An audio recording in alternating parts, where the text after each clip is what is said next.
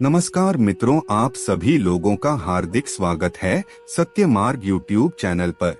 दोस्तों, एलोवेरा का पौधा एक ऐसा पौधा होता है जिसे आपने कहीं ना कहीं पर जरूर देखा होगा। हो सकता है आपके घर पर लगा हो और बड़ी आसानी से यह मिल जाता है, लेकिन आपको इसका नाम हिंदी में नहीं पता होगा। इसका हिंदी में नाम है घृतकुमारी कुंभारगंदल या ग्यारपाठा है। आयुर्वेद में उपाय की बात करें तो यह शरीर के लिए बहुत ही ज्यादा फायदेमंद साबित होता है।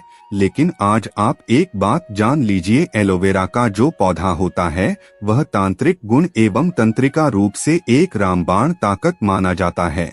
अगर आपका शत्रु आपको बहुत ज्यादा परेशान कर रहा है तो एलोवेरा के पौधे से आप अपने शत्रु का विनाश कर सकते हैं। अगर आपके घर पर धन आने के सारे रास्ते बंद हो गए हैं, धन नहीं आ रहा है, तो एलोवेरा के पौधे का इस्तेमाल करके आप महालक्ष्मी जी का आशीर्वाद प्राप्त कर सकते हैं और आपके पास धन खींचा हुआ चला आएगा। अगर आप कर्ज के माया जाल में फंस चुके हैं तो एलोवेरा का पौधा आपको उस माया जाल से निकाल सकता है तथा आपके शरीर के बड़े से बड़े बीमारी को यह चुटकियों में सही कर सकता है। दोस्तों, इस वीडियो में हम आपको एलोवेरा के आयुर्वेदिक और तांत्रिक उपायों के बारे में बताने जा रहे हैं, और अगर आपने एलोवेरा के आयुर्वेदिक और तांत्रिक गुणों के बारे में समझ लिया तो यकीन मानिए आप अपने दिनचर्या के काम में एलोवेरा के पौधे को हमेशा अपने पास में ही रखेंगे। क्योंकि एलोवेरा का पौधा जिस घर में भी होता है उस घर में कभी भी नकारात्मक ऊर्जाओं का वास नहीं होता। जैसे अगर आपके घर पर किसी ने काली विद्या, काला जादू या तंत्र मंत्र कर दिया है तो एलोवेरा का पौधा रखने के बाद आप इन शक्तियों से मुक्ति पा सकते हैं। बस आपको सही साधना और सही क्रिया करने की आवश्यकता है। दोस्तों, आज का यह वीडियो जो हमने आपके लिए खासकर बनाया है, अगर आप इस वीडियो में बताए गए जानकारी को अच्छी तरह से समझ लेते हैं तो आपका 1 रुपए का भी खर्चा नहीं होगा, लेकिन आपको लाखों का फायदा ही होगा। आपको नहीं पता तो एक बात जान लीजिए, धरती पर जितने भी वनस्पति होते हैं, जितने भी वनस्पति आप लोग देखते हैं, हर वनस्पति में अलग अलग तरीके की ताकत होती है, एक दिव्य शक्ति का वास होता है। आपने बड़े बुजुर्गों से सुना होगा या पढ़ा भी होगा कि पुराने समय में जो लोग हुआ करते थे वह पेड़ पौधों में पानी इसलिए चढ़ाते थे क्योंकि हर पौधे पर कोई ना कोई दिव्य शक्ति, ब्रह्मांड की शक्तिशाली महाशक्तिशाली शक्तियों का वास होता है। और अगर आप उन लोगों को प्रसन्न कर लेते हैं तो आपके जीवन में कभी भी आपको कष्ट नहीं होता है। इसीलिए दोस्तों, आज के समय में देखा जाए तो पीपल का वृक्ष हो गया, बरगद का वृक्ष हो गया, इन वृक्षों के नीचे लोग जाकर के दिया जलाते हैं, जल अर्पित करते हैं, भगवान को याद करते हैं, क्योंकि इन पेड़ों पर देवी देवताओं का वास होता है। और दोस्तों, एलोवेरा के पौधे पर भी महालक्ष्मी जी का वास होता है, जिसका मतलब यह है कि अगर आपने एलोवेरा पौधे के सामने ठीक तरीके की साधना कर ली तो माता लक्ष्मी जी का आपको आशीर्वाद मिलना तय है। दोस्तों, वीडियो में आगे बढ़ने से पहले आप सभी दर्शकों से एक छोटा सा निवेदन करना चाहेंगे। अगर आप चैनल पर पहली बार आए हैं और अभी तक आपने हमारे चैनल को सब्सक्राइब नहीं किया है तो सब्सक्राइब अवश्य कर लीजिए, ताकि आपको रोजाना ऐसे ही ज्ञानवर्धक और महत्वपूर्ण जानकारियां मिलती रहे।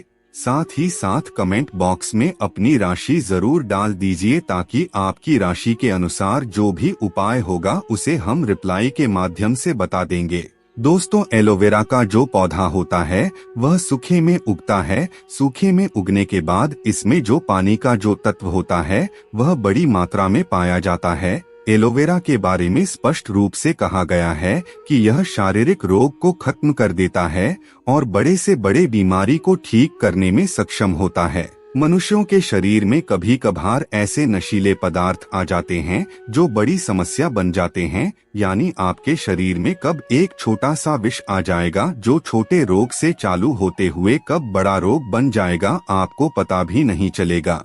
लेकिन दोस्तों, अगर आप लोग एलोवेरा के पौधे का सही रूप से इस्तेमाल करते हैं तो आप इन नशीले पदार्थों को अपने शरीर से खत्म कर देते हैं। विज्ञान की भाषा में भी कहा गया है कि एलोवेरा एक डायमंड है, जिसका मतलब यह है कि इसमें आपका ज्यादा पानी का खर्चा नहीं होता है, आपको इसकी ज्यादा देखभाल नहीं करनी पड़ती है, लेकिन इसके आयुर्वेदिक नुस्खे से आपको लाखों रुपए का फायदा हो सकता है। दोस्तों, एक बात जान लीजिए, एक मनुष्य का जो शरीर होता है वह 5 तत्वों से मिलकर बना होता है। पृथ्वी, जल, अग्नि, वायु, आकाश, यह सारे जो तत्व होते हैं वह इंसान के शरीर में मौजूद होते हैं, वहीं पर निवास करते हैं और आपके शरीर के संतुलन को बनाए रखते हैं। अगर आपके जीवन में आपका भाग्य साथ नहीं दे रहा है, आपका दुर्भाग्य आपके पीछे पड़ा हुआ है, आप लोग परेशान हो चुके हैं, तो यह बात जान लीजिए कि आपका कोई ना कोई तत्व बिगड़ चुका है।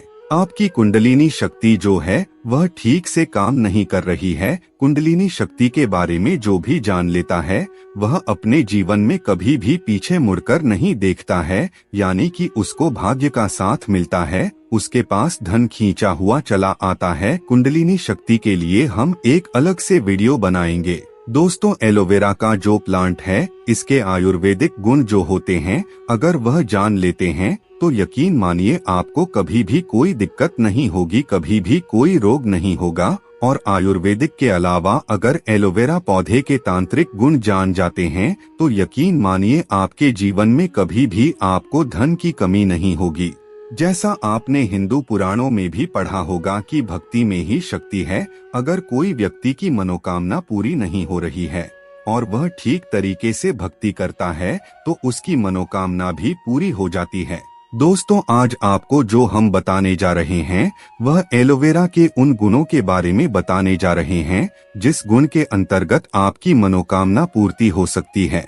दोस्तों, ध्यान रखिएगा, एलोवेरा का जो पौधा होता है उसमें 3 या 4 साल में एक बार जाकर के फूल आता है। इस फूल की खासियत यह होती है कि एलोवेरा के अंदर जितनी भी ताकत होती है इस फूल के माध्यम से ही होती है।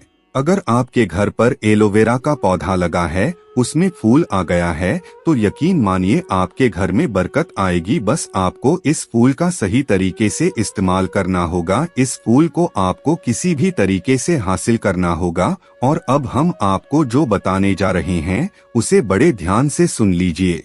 दोस्तों, अगर आप किसी भी तरीके से एलोवेरा का फूल प्राप्त कर लेते हैं तो आपको सिर्फ यह करना है कि एलोवेरा का फूल लेकर आना है और इस फूल को लाकर के शाम के वक्त एक माला लेकर बैठना है। माला को 11 बार जपना है। 11 बार जपने के बाद इस मंत्र का जाप करना है, ओम श्रीम श्रीये नमः। माला घुमाने के बाद आपको इस मंत्र का जाप 11 बार करना है, वह भी माता लक्ष्मी जी की कला चित्र के सामने, और एलोवेरा के फूल को माता लक्ष्मी जी के समक्ष रखना है। और यह प्रक्रिया आपको लगातार 7 दिनों तक करना है, यानी शुक्रवार के दिन शुरू करनी है और शुक्रवार के दिन ही खत्म करनी है।